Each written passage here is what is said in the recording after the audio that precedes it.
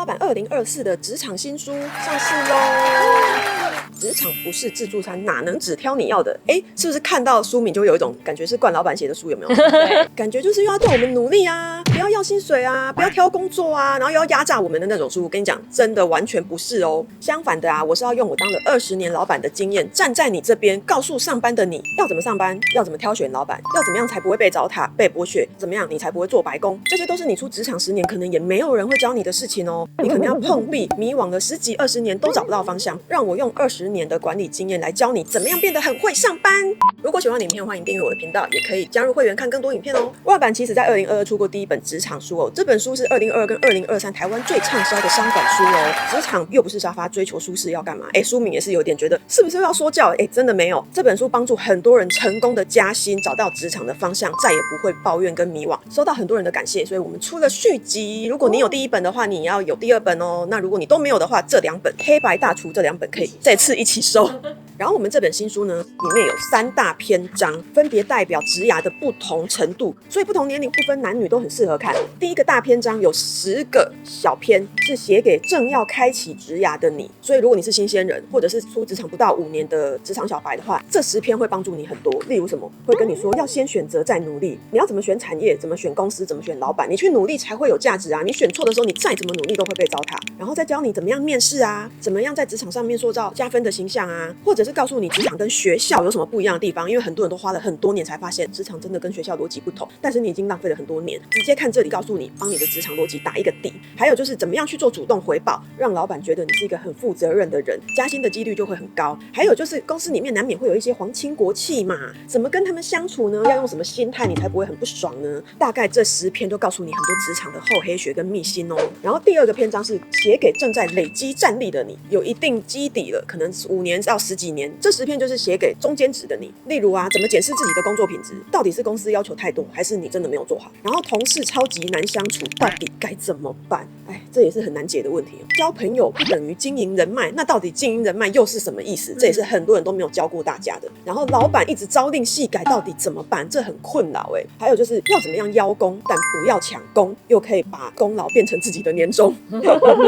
还有讲到说，身为职场女性要怎么样尊重自己，在职场上面才会更加被尊重，以及怎么样离职可以优雅转身，不会弄得很难看。这个也是很多人都会遇到的问题。第3篇章写给成为资深前辈的你，你可能已经升到小主管、中阶主管，甚至是高阶主管。那这10篇就是写给有一点管理职的你。例如换位置就要换脑袋，很多人可能会换了位置没换脑袋一样，对，那你就做不好管理。所以新手主管必犯的错，这边告诉你。还有呢，就是如果员工或你的下属一直犯低级错误，你该怎么办呢？然后带员工、带人、带心并不是靠感情的意思。这篇就好好告诉你什么叫带人带心。还有就是夹心主管好难当哦，你是不是上面有老板，下面又有下属，你总是夹在中间很辛苦。这一篇告诉你夹心主管到底对上对下要有什么不同的态度。还有就是当员工提离职的时候，你能不能接受？你的抗压性够不够？你能不能大方的祝福他好聚好散？还有就是到底为什么会有中年危机呢？该怎么面对跟解决呢？以及怎么预防呢？最后会用魏老板的人生经验告诉你，人生是自己的，你有没有活成自己想要的样子？不要被世俗的成功框住。然后这个就是我们60万 YouTube 粉丝最喜欢的职场辣鸡汤啦，没有空泛的干话哦，只会直接辣醒你的脑袋，这么辣，这么辣，大辣的 OK。好辣哦！所以里面总共有30小篇，很适合每天看1小篇，就可以无痛吸收，大概1个月就看完啦，这上个大号就可以看完了。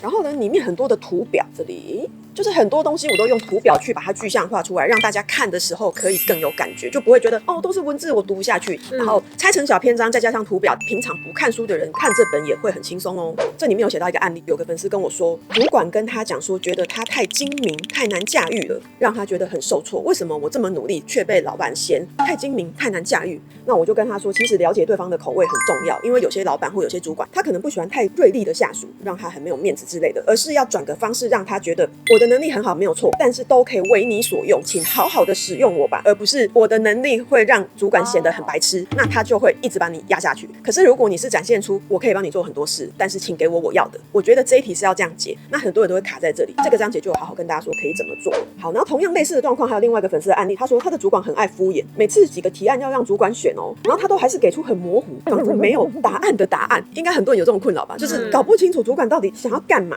然后他就觉得上班上得很痛苦。我就跟他说，你要反思一下，为什么主管经常要敷衍你？其实有些老板或有些主管，他真的就是懒得思考。第一个他想不出来，或他也不知道答案，或者他就不想想，甚至有很多主管跟老板哦，他其实是不擅长做决定的。可是大家都会以为，你就当老板了，这不是你应该决定的吗？对啊。可是有些人就是不擅长做决定啊，有些人当了老板不见得有那个能力，所以他找了很多人来帮他嘛。那这时候其实你可以帮他做决定，只是很多人都不知道可以这样做。所以我就跟他说，你一直狂追他答案也不是办法，他可能还会觉得你很逼人，他会一直逃避你。对，所以以我的经验，我会告诉大家，这些老板或主管可能需要多一点时间思考，或者是需要有人帮他做决定，只是你都没有发现而已。建议你可以直接跟他说，老板，那我们要不要这样这样这样？要是不行的话，我们再这样这样这样，你觉得好不好？他很可能就会说，哦，好啊，那你就试试看，你就解决掉他要决定的压力了。他只要说好好好，那就交给你，他没有你就不行。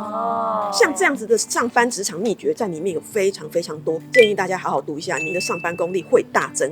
很会上班跟不会上班差别在哪里？年薪很高，年终也很多的那种人，到底是跟你差在哪？我有很具体的写给大家，怎么样可以变得很会上班？很会上班是一门专业，对，这一点学会对职涯真的是很大很大的帮助。